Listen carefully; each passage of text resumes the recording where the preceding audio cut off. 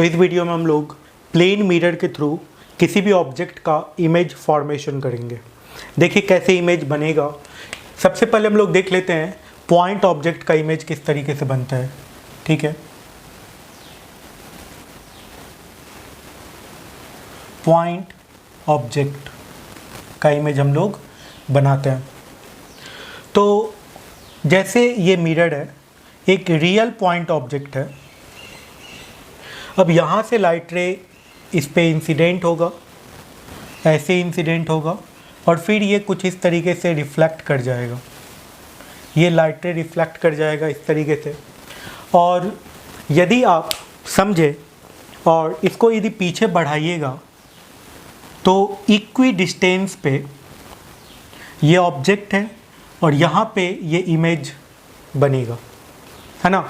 ये equi distance पे image बनता है। अब इक्वी डिस्टेंस पे कैसे इमेज बन रहा है आप इसको प्रूफ भी कर सकते हैं।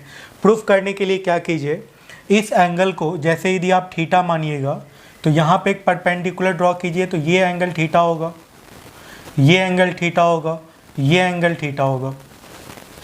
ओके,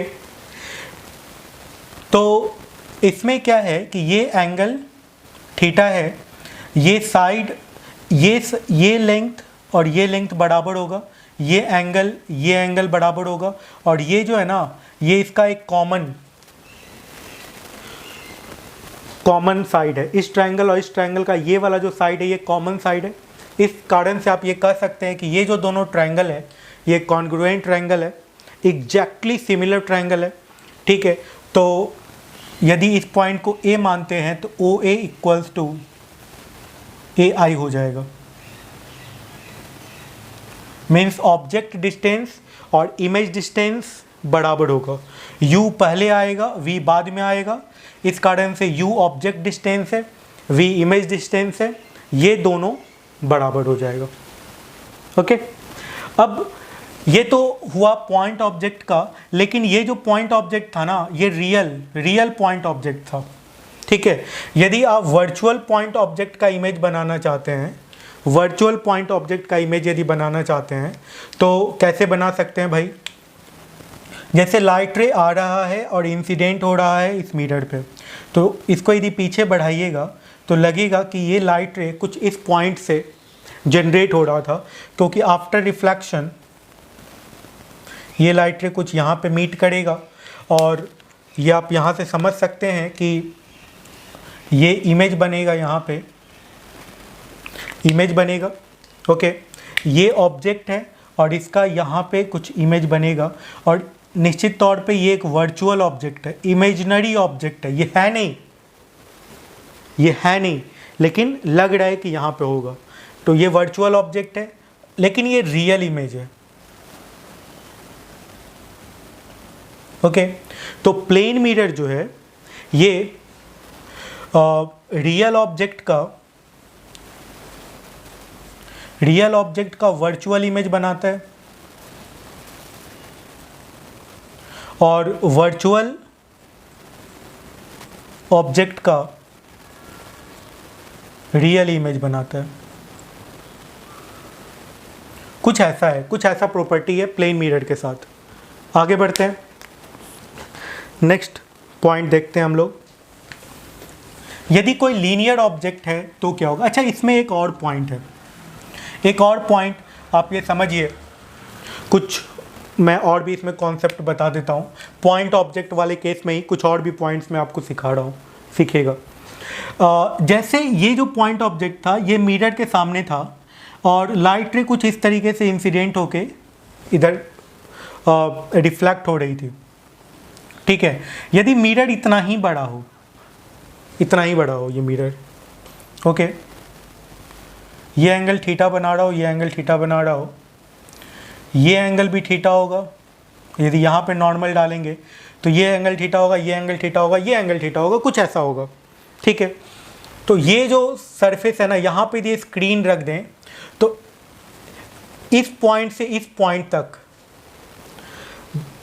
यहाँ से यहाँ तक, इस रीजन में यदि कोई इमेज को देखने वाला होगा, ये इमेज है,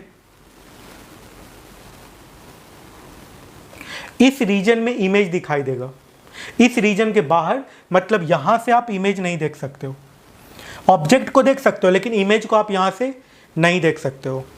ये इंपॉर्टेंट कॉन्सेप्ट था, ये समझ लें कि वैसे भी मैंने आपको बताया हुआ है कि हम लोग का जो आँख है ये डाइवर्जिंग रे को डिटेक्ट करता है, डाइवर्जिंग रे में काम करता है। मतलब डाइवर्जिंग रे है तो उसको उससे किसी ऑब्जेक्ट को देख पाएगा, कन्वर्जिंग रे से नहीं देख पाएगा। तो डाइवर्जिंग रे का जो रीजन है वो यहाँ से यहीं तक का रीजन है, रे इधर आ ही नहीं रहा है। तो ये यहाँ पे यदि यहाँ से कोई आदमी यदि आँख लगा के देखना चाहेगा तो इसको नहीं देख पाएगा, इस इमेज को। ऑब्जेक्ट तो कहीं से भी दिख सकता है, ये रियल ऑब्जेक्ट है, बस सामने होना चाहिए, दिख जाएगा, लेकिन इमेज इसी रीजन में दिखेगा। इसको फील्ड ऑफ व्यू कहते हैं। क्या कहते हैं इसको? Field of view. बहुत इंपॉर्टेंट कॉन्सेप्ट है ये, फील्ड ऑफ व्यू है। आगे बढ़ते हैं, कुछ और भी पॉइंट इसी में देखिए। जैसे मान लेते हैं कि ये मिरर है, ये मिरर है और यहाँ पे एक ऑब्जेक्ट है, यहाँ पे एक ऑब्जेक्ट है, मिरर का साइज यही है। अब लाइट रे क्या होगा, यहाँ से इंसिडेंट होके यहाँ पे इधर रिफ्लेक्ट करेगा, इस पे इंसिडेंट होके इधर रिफ्लेक्ट करेगा। तो ये ऑब्जेक्ट है, इसको यदि थोड़ा सा पीछे बढ़ाएं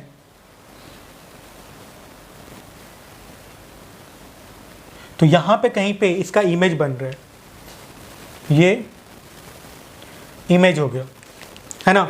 अब इस लाइट रे को आप पीछे बढ़ा के यहाँ पे इमेज पे इंसिडेंट करा सकते हैं, ये इमेज बन गया है। अब ये इसका फील्ड ऑफ व्यू है, ये जो रीजन होगा ना ये फील्ड ऑफ व्यू होगा, ठीक है। अब इसमें कोई ऑब्जेक्ट, इसमें यदि कोई आदमी रहेगा तो इस इमेज को देख सकता है, कोई भी चाहेगा तो इसी रीजन में, इसी रीजन से इस इमेज को देख पाएगा। ये एक फील्ड ऑफ व्यू है।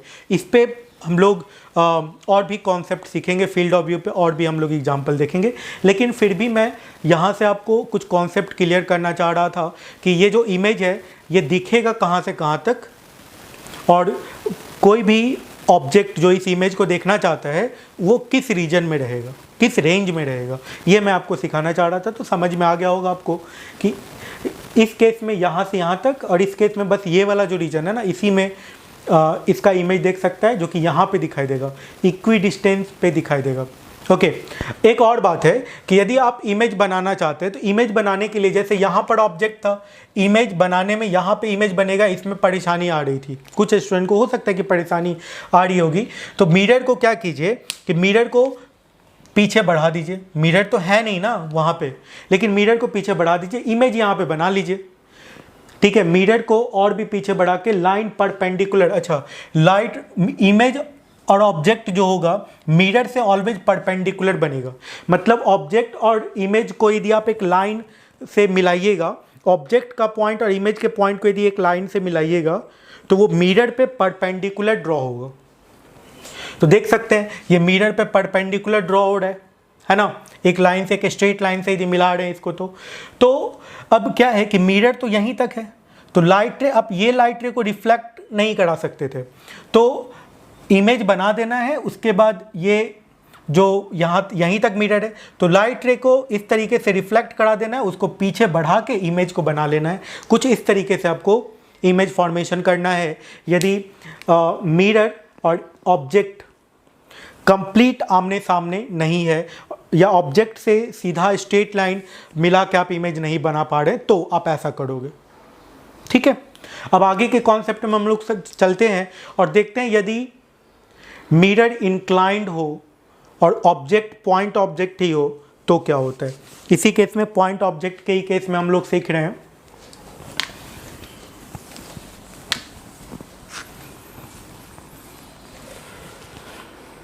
देखिए, जैसे मान लेते हैं कि ये यहाँ पे एक ऑब्जेक्ट है और ये एक मिरर है, ये एक ऑब्जेक्ट है, यहाँ पे ऑब्जेक्ट है और इस पॉइंट पे कुछ मिरर है, ये मिरर है, ये एंगल 45 डिग्री बना रहा है, ठीक है। कोई भी एंगल बना सकता है, आपको एग्ज़ाम में जेईई मेन में कोई भी एंगल पे दे सकता है मिरर, प्लेन मिरर, ठीक है। आपको इमेज बनाना है तो आपको क्या करना है, इस केस में परपेंडिकुलर ऑब्जेक्ट और इमेज, आपको पता है कि ऑब्जेक्ट और इमेज को यदि एक लाइन से मिलाइएगा तो वो मिरर पे परपेंडिकुलर लाइन बनाएगा, परपेंडिकुलर इंसिडेंट होगा वो लाइन, है ना।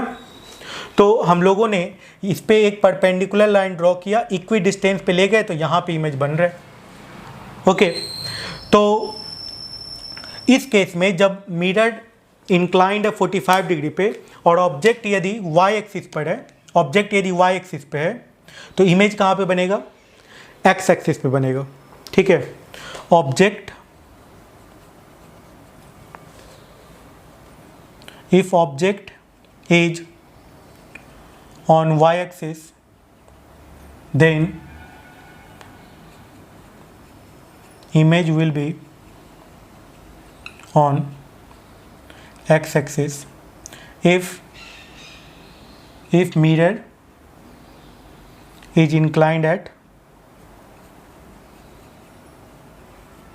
45 डिग्री, है ना। तो यदि मिरर 45 डिग्री पे इंक्लाइंड है तो कुछ ऐसा होगा। तो इस तरीके से आप कॉन्सेप्ट को समझते हुए जा सकते हैं। आगे बढ़ते हैं, और इसमें क्या है ना, आप ज्योमेट्री का यूज करके इमेज बना सकते हैं। कॉन्सेप्ट बस एक ही है, बस एक कॉन्सेप्ट है, प्लेन मिरर के थ्रू इमेज बनाते हैं तो ऑब्जेक्ट और इमेज को मिलाने वाला जो लाइन है वो मिरर पे परपेंडिकुलर ड्रॉ होना चाहिए। ठीक है, बस ये एक कॉन्सेप्ट है, ये आप ध्यान में रखें। आगे बढ़ते हैं और अब हम लोग सीखते हैं कि जैसे एक एग्जाम्पल मैं करवा देता हूँ आपको। ये मिरर है, ये 45 डिग्री पे इंक्लाइंड है। ठीक है, एक ऑब्जेक्ट 1,5 पर है। ऑब्जेक्ट का जो कोऑर्डिनेट है 1,5 है। इसका इमेज कहाँ पे बनेगा, इसका इमेज कहाँ पे बनेगा ये बताना है। ओके, देखिए इस तरह के क्वेश्चन को बनाने के लिए क्या कीजिए कि ये ऑरिजिन है, ये एक्स एक्सिस है, ये वाई एक्सिस है। इसको थोड़ा शिफ्ट कर दीजिए, इसको शिफ्ट कीजिए कि ऑब्जेक्ट, ये जो मिरर जो है ना, ये जो एक्सिस है ये मिरर से पास करे और ऑब्जेक्ट के लीनियर हो। तो कुछ हमने इसको ऐसे शिफ्ट कर दिया, इसके कोऑर्डिनेट को शिफ्ट कर दिया। ओके, कोऑर्डिनेट को हम लोगों ने शिफ्ट किया, कितना शिफ्ट किया है, देखिए एक्स एक्सिस पे ये कितना 1, वाई एक्सिस पे कितना 5, तो 1 हम लोगों ने शिफ्ट किया है, मतलब ये 1 होगा, ये 1 होगा। ओके, अब ये जो ऑब्जेक्ट है, अब इसका कोऑर्डिनेट यदि इससे देखिएगा तो ये कितने पे आपको दिखाई देगा, 0,4 पे दिखाई देगा कि नहीं देगा। अब एक्स एक्सिस का, वाई एक्सिस का इमेज कहाँ पे बनना है, एक्स एक्सिस पे बनना है। एक्स एक्सिस पे कितना बनना है भाई, 0,4 बनना है ना, बनना है यहाँ पे। अब ये जो पॉइंट है, अब इस एक्सिस, अब इसको देख लीजिए, तो इस एक्सिस से ये कितने पर है, ये 1, और एक्स एक्सिस पे कितने पे है, ये 5 पे है, और वाई एक्सिस पे 1 पे है, मतलब ये 5,1 पे इमेज बनेगा। इमेज का पॉइंट कहाँ पे हो गया, 5,1 पे। ऑब्जेक्ट कहाँ पे था, 1,5 पे। इस तरीके से अब कुछ लोग सोच रहे हैं यदि 5,1 होगा तो 5,1 होगा तो वो मिरर के पीछे चला जाएगा ना, मिरर के पीछे जाएगा तो इमेज कहाँ से बनेगा, नहीं बनेगा, है ना। तो 1,5 था, इसका आंसर इमेज बन गया। ये थोड़ा क्वेश्चन टेक्निकली बनाया गया था। ठीक है, तो इस तरीके से आपको समझना है, क्वेश्चन को बनाना है। तरीका क्या है कि आप इसको एक्सिस को थोड़ा शिफ्ट करके क्वेश्चन को बना लें। ठीक है, एक्स या वाई दोनों में से कोई एक 0 पे होना चाहिए। जैसे यहाँ पे जब हमने शिफ्ट किया था तो इसका जो एक्स एक्सिस था ये 0 पे आ गया था, हम लोगों ने इमेज बना लिया। ओके, चलिए फिर आगे बढ़ते हैं। लीनियर ऑब्जेक्ट का इमेज किस तरीके से बनता है, किसी लीनियर ऑब्जेक्ट का इमेज मैं बना के दिखाता हूँ आपको। जैसे एक एरो है जो कि एक मिरर के सामने खड़ा है। ओके, अब इसका इमेज बनाना है। ठीक है, तो इतना तो पक्का पता है ना कि यदि ये एक्स डिस्टेंस पे है तो इधर एक्स डिस्टेंस पे इमेज बनेगा, ये हम लोगों को पता है। अब यहाँ से कोई भी रे, एक हेड से रे डाल के, 2 रे हेड से निकाल के आपको इमेज बना लेना है, और 2 रे आपको इसके टेल से प्रोजेक्ट करके इमेज बना लेना है। तो 2 रे जैसे एक रे मैं परपेंडिकुलर इंसिडेंट कर देता हूँ जो कि परपेंडिकुलरली रिफ्लेक्ट हो जाएगा, और एक रे किसी एंगल पे इंसिडेंट कर देता हूँ और ये कुछ ऐसे। अब इसको बढ़ा के यहाँ पे आप, ये हेड हमने बना दिया, अब इसका टेल बनाना है। टेल बनाने के लिए फिर से क्या कीजिए, एक लाइट रे को ऐसे करके भेज दीजिए। अब ये इसको यहाँ पे मिला दीजिए, एक लाइट रे को परपेंडिकुलर भेज दीजिए, अब यहाँ पे बना लीजिए। अब ये एरो बन गया कि नहीं बन गया? इमेज का तो पता है ना कि प्लेन मिरर के थ्रू इमेज कैसे बनता है। रे डायग्राम में जो रे होगा वो बस स्ट्रेट लाइन करना है और वहाँ पे ले जाके मिला देना है कि इमेज बन रहा है। बस इतना आप कर दोगे, इमेज बनता चला जाएगा और करेक्ट ही बनेगा। ओके, आगे बढ़ते हैं। ये लीनियर ऑब्जेक्ट का इमेज था। एक और, यदि लीनियर ऑब्जेक्ट हो और मिरर इंक्लाइंड हो तो क्या होगा? देखिए, यदि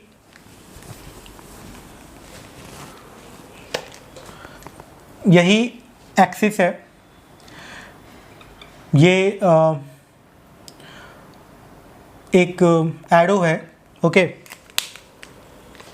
ये एक एरो है जिसमें ये ए पॉइंट है, ये बी पॉइंट है। ओके, और ये एक मिरर है, ये 45 डिग्री पे इंक्लाइंड है। तो यहाँ से आप परपेंडिकुलर डाल के यहाँ पे एक इमेज बनाओगे बराबर, यहाँ पे परपेंडिकुलर डाल के यहाँ पे इमेज बनाओगे बराबर। तो ये हो जाएगा ए डैश, ये हो जाएगा बी डैश, और ये एरो कुछ ऐसा दिखेगा। यहाँ पे ये एरो दिखेगा, ये इसका टेल है इस एरो का। तो इस तरीके से आप इमेज बना सकते हो, समझ रहे हैं ना? ओके, आगे बढ़ते हैं हम लोग। एक और पॉइंट, जैसे किसी, ये लीनियर ऑब्जेक्ट का इमेज था, ये केस 2 था। केस 2 आप लिख लीजिएगा, इसमें मैंने लिखना भूल गया था मैं। आगे बढ़ते हैं और समझिए, जैसे कोई घड़ी है, जैसे घड़ी के केस में टाइम क्या बताता है, इमेज में टाइम क्या शो करता है। ऑब्जेक्ट यदि कोई घड़ी है ना, ये कोई ऑब्जेक्ट है, ये कोई घड़ी है, ठीक है, कोई भी टाइम इसमें बता रहा है, ठीक है, एक्स वाई जेड, ये एक्स वाई जेड बता रहा है, कुछ टाइम बता रहा है, ठीक ना। तो इसका इमेज कितना टाइम बताएगा, इसका इमेज कितना टाइम बताएगा, ये बताना है। तो ध्यान में रखिएगा कि इसका जो इमेज जो है, ये जो टाइम बताएगा वो आपको निकालने का तरीका क्या है, 11 आवर 59 मिनट 60 सेकेंड से इसको सब्ट्रैक्ट कर देना है। ओके, जितना भी बचेगा वही टाइम ये घड़ी बता रहा हो, इसको सब्ट्रैक्ट कर देना है। जितना बज रहा हो, जितना इसमें दिखेगा, जो सब्ट्रैक्ट करके आएगा वही इमेज में बता रहा होगा। जैसे मान लेते हैं कि 2:20 हो रहा था, 2:20 हो रहा था, और आपको बताना है इस ऑब्जेक्ट में हो रहा था, मतलब घड़ी में 2:20 हो रहा था। आपको इमेज में क्या टाइम हो रहा था ये बताना है, ठीक है। तो आपको ये यदि बताना है तो आपको क्या करना है, 11 आवर 59 मिनट 60 सेकेंड से इसको घटा देना है। अब इसको घटा दो, ये कितना आ जाएगा 39, ये कितना आ जाएगा, ये भी 39, ये कितना आएगा 9, ठीक है। तो 9:39 मिनट 39 सेकेंड, कुछ इतना टाइम ये इमेज में बता रहा होगा। इमेज में जो घड़ी होगा वो ये टाइम बता रहा होगा, 9:39 मिनट 39 सेकेंड। समझ रहे हैं? अच्छे से क्लियर होता जा रहा है, कोई टफ पॉइंट नहीं है, कोई बहुत टफ टर्म्स मैं नहीं बता रहा हूँ। आगे बढ़ते चले जाते हैं, इसमें और भी अच्छे अच्छे क्वेश्चंस अवेलेबल होंगे, लेकिन आगे आने वाले पॉइंट में। अभी बस बेसिक बातें हम लोग करते जाएंगे, ठीक ना। चलिए फिर आगे बढ़ते हैं। क्या आपको भी ऐसा लगता है कि यदि मिरर का साइज h/2 है तो h लेंथ का आदमी अपना फुल इमेज देख पाएगा? तो मैं आपको बताता हूँ कि ऐसा नहीं है। ये तभी पॉसिबल है जब वो मिरर एक तरीके से रखा हुआ हो, मतलब लोकेशन ऑफ मिरर पे डिपेंड करेगा कि वो अपने बॉडी का कितना लेंथ इमेज में देख पाएगा, मिरर में देख पाएगा। ओके, समझिए। अब जैसे मैं एक एग्जांपल बताता हूँ आपको। ये ज्योमेट्री है, और ज्योमेट्रिकल ऑप्टिक्स कोई बहुत टफ टर्म नहीं है। थोड़ा सा ज्योमेट्री लगा के आप इसके क्वेश्चन को बहुत आसानी से सॉल्व कर सकते हैं। ये h लेंथ का आदमी है, ठीक है, और हेड और आई के बीच का जो सेपरेशन है नेग्लिजिबली बहुत कम होता है, हाइट ऑफ आदमी के हाइट के रिस्पेक्ट में रिलेटिवली वो जो लेंथ होता है वो बहुत छोटा होता है, तो उसको हम लोग नेग्लेक्ट ही मान के चलें। तो जो फुट से जो रेज निकलेगा वो आई तक पहुंचा, ठीक है। अब यहाँ पर देखिए, अब बाकी रेज नहीं निकल पाएगा, ये h/2 लेंथ का है, लेकिन वो ज़मीन से टिका हुआ है, ज़मीन से लगा हुआ है ये जो मिरर है। अब इधर का ये लाइट रे जो निकलेगा वो इससे टकराएगा ही नहीं, और यदि ये टकराएगा किसी एंगल पे तो ये आँख तक पहुँचेगा ही नहीं, ठीक है। तो जो रेज टकरा के इसके आँख तक पहुँचता वो टकराएगा ही नहीं, और जो रेज टकरा रहा है वो आँख तक पहुँचेगा ही नहीं। इसका मतलब है ये आदमी अपना इमेज नहीं देख पाएगा।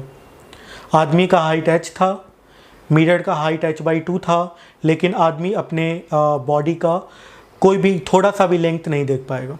लोकेशन पे डिपेंड करना चाहिए कहाँ पे इस मिरर को रखा जाए कि ये आदमी अपने फुल लेंथ बॉडी का देख पाए। देखिएगा, अब इसके लिए क्या है कि मिरर ये आदमी जैसे h लेंथ का है और h/2 ज़मीन से h/2 लेंथ पे रखा हुआ है, ओके, और h/2 लेंथ का मिरर है, तो ये अपना हेड सामने देख पाएगा, ओके। और फिट देखने के लिए, पैड देखने के लिए कुछ इस तरीके से अब देख सकते हैं। h हाइट का आदमी है, h/2 लेंथ का मिरर है, लेकिन ज़मीन से h/2 हाइट ऊपर था, तो वो अपना फुल इमेज देख पा रहा था कुछ इस तरीके से, है ना। कुछ ऐसे आप रे डायग्राम इसका बना सकते हैं, ओके। ये नहीं हुआ, ऐसे कुछ होगा, है ना। ये रिफ्लेक्ट कर रहा है, लाइट रे लगेगा कि यहाँ से आ रहा है, और ये आदमी बन गया। आसान है ना, लेकिन ये कॉन्सेप्चुअल है कि आपको ये समझ के चलना है कि h/2 लेंथ का मिरर है तो ज़रूरी नहीं है कि वो अपना फुल इमेज देख ही पाए। मैं h/2 से ज़्यादा लेंथ का मिरर आपको दे करके एक क्वेश्चन देता हूँ, अब बताइए कितना लेंथ देख पाएगा, ओके। चलिए फिर एक एग्जांपल इस पे सीखिए। जैसे मान लेते हैं कि ये h लेंथ का आदमी है और 3h/4 लेंथ का मिरर है, ओके। h लेंथ का आदमी है, 3h/4 लेंथ का मिरर है।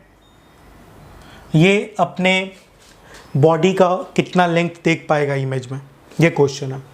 अब देखिए, आपको पता है कि h/2 लेंथ तक जो मिरर था, ज़मीन से जो h/2 लेंथ तक का जो मिरर था वो यूजलेस है, उससे बस ज़मीन दिखेगा, ये ज़मीन सब दिखेगा, इसका पैड नहीं दिखेगा। पैड से जो रेज निकलेगा ना, पैड से जो रेज निकलेगा वो इसके आँखों तक पहुँचेगा, उसके लिए ये h/2 हाइट होना चाहिए। कितना हाइट होना चाहिए? h/2 हाइट होना चाहिए, ओके। आँख, पैड से जो रेज निकलेगा जो आँख तक पहुँचेगा वो रेज h/2 हाइट पे इंसिडेंट होगा मिरर से। मतलब h/2 हाइट तक का जो मिरर था उससे बस ये सब रेज निकलेगा, मतलब वो ज़मीन देख रहा होगा बस। समझ रहे हैं आप? पैड दिख रहा होगा जो h/2 हाइट पे, ठीक है, ओके। अब लेंथ बच कितना गया? 3h/4 में से यदि आप h/2 को सब्ट्रैक्ट कर दें तो ये कितने के बराबर बच गया? h/4 के बराबर बच गया।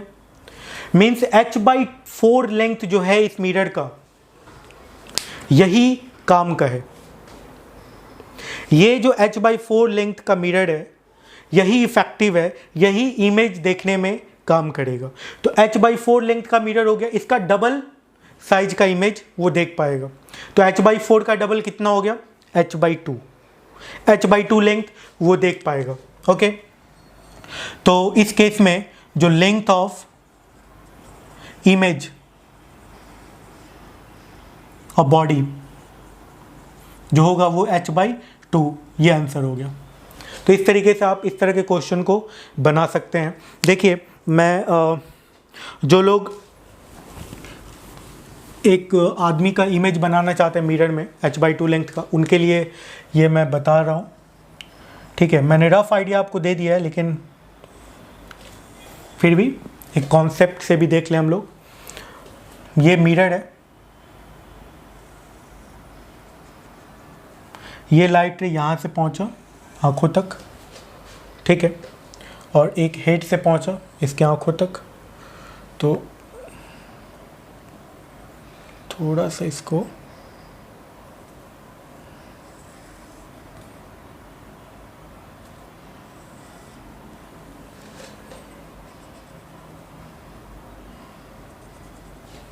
ओके, ये एंगल थीटा होगा तो ये एंगल थीटा होगा। ये वाला एंगल यहाँ पे इम्पोर्टेंट है, ये एंगल यदि अल्फ़ा होगा, इसको आप थोड़ा समझें, तो ये एंगल अल्फ़ा होगा, ये स्ट्रेट लाइन है, ओके। ये यदि y होगा तो ये वाला लेंथ y होगा। tan थीटा से दिख नहीं रहा होगा तो ये थोड़ा छोटा लग रहा है, लेकिन एक्चुअल में ये दोनों बराबर होगा, क्योंकि ये थीटा बराबर ये थीटा, ये बेस दोनों के लिए कॉमन है, तो ये लेंथ और ये लेंथ बराबर होगा, ये y। और ये वाला यदि x होगा तो ये वाला लेंथ x होगा। अब मिरर का लेंथ देख लीजिए, यहाँ पे परपेंडिकुलर ड्रॉ कीजिए तो ये y हो गया और ये वाला लेंथ x हो गया। मतलब लेंथ ऑफ मिरर कितना हो गया, लेंथ ऑफ मिरर जो है वो x प्लस वाई हो गया, है ना। और ये लेंथ ऑफ मिरर हो गया x प्लस वाई, और लेंथ ऑफ जो ये आदमी है ये हो गया 2 इंटू एक्स प्लस वाई। और 2 इंटू एक्स प्लस वाई को यदि h मानते हैं तो x प्लस वाई का वैल्यू कितने के बराबर हो जाएगा, h/2 के बराबर हो जाएगा ना, ये h/2 के बराबर हो जाएगा। लेंथ ऑफ जो मिरर होगा वो h/2 है, आदमी का हाइट h है। देख सकते हैं आप किस तरीके से अपना इमेज देख रहे हैं, ओके। अब हम लोग देखते हैं कि जैसे वॉल पे बेस्ड क्वेश्चन जो पूछा जाता है वो कैसे बन सकता है। आदमी यदि अपने पीछे वाले, आदमी खड़ा है, आगे मिरर है, पीछे वॉल है, वॉल का क्या लेंथ देख पाएगा, इस पे बेस्ड हम लोग एग्जांपल कुछ देख लेते हैं। देखिए बहुत आसान है, कुछ है नहीं ये सब कॉन्सेप्ट, बस ज्योमेट्री है थोड़ा सा। जैसे मान लेते हैं कि ये वॉल है, ओके, यहाँ पे ये आदमी खड़ा है, यहाँ पे एक मिरर रखा हुआ है, ओके। तो ये ऐसे देखेगा,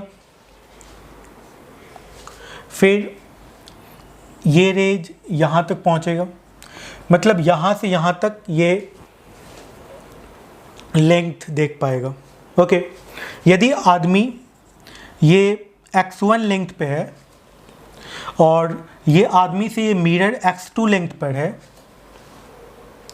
ठीक है, ओके, तो ये कितना डिस्टेंस देख पाएगा, ये y लेंथ, मिरर का हाइट h है, तो y का वैल्यू आपको बताना है। तो ये समझे कि ये जो थीटा होगा तो ये वाला एंगल थीटा होगा, और ये यदि अल्फ़ा होगा तो ये वाला एंगल अल्फ़ा होगा, होगा ना, ये वाला एंगल अल्फ़ा होगा, ठीक है। तो कुछ इस तरीके से बनेगा, यहाँ पे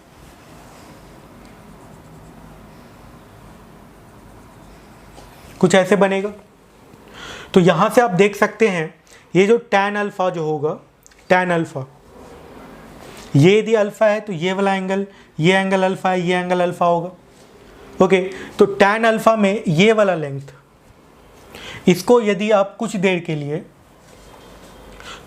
लिए इसको y1 मान लें, ओके, और ये तो इसके लेंथ के बराबर होगा, इसके लेंथ के बराबर होगा। इस लेंथ को यदि y2 मान लें, ठीक है, इस लेंथ को यदि y3 मान लें, और इस लेंथ को यदि y4 मान लें, तो कितना लेंथ देख रहा है इस वॉल का, y1 plus y2 plus y3 plus y4, यही देख रहा है ना। और ये लेंथ ऑफ वॉल हो गया, ओके। लेंथ ऑफ मिरर कितना है, लेंथ ऑफ मिरर की यदि बात की जाए कितने के बराबर हो गया मिरर का लेंथ? y2 प्लस y3 के बराबर हो गया। y2 प्लस y3 के बराबर हो गया मिरर का लेंथ। ठीक है, अब इस पॉइंट को समझे कि tan अल्फा का वैल्यू कितने के बराबर आएगा? x2 बाई tan अल्फा का वैल्यू x2 बाई ये डिस्टेंस, ये लेंथ कितने के बराबर था? y2 के बराबर। तो आप यहां से लिख सकते हैं tan alpha that is equals to y2 by x2, और इसके लिए tan अल्फा क्या हो जाएगा? y1 by x1 plus x2। ठीक है, अब यहां पे tan थीटा लिखे। tan थीटा का वैल्यू इसके लिए कितना होगा? y2 by y3 by x2, y3 by x2, और इसके लिए कितना होगा tan थीटा का value? y4 by x1 plus x2।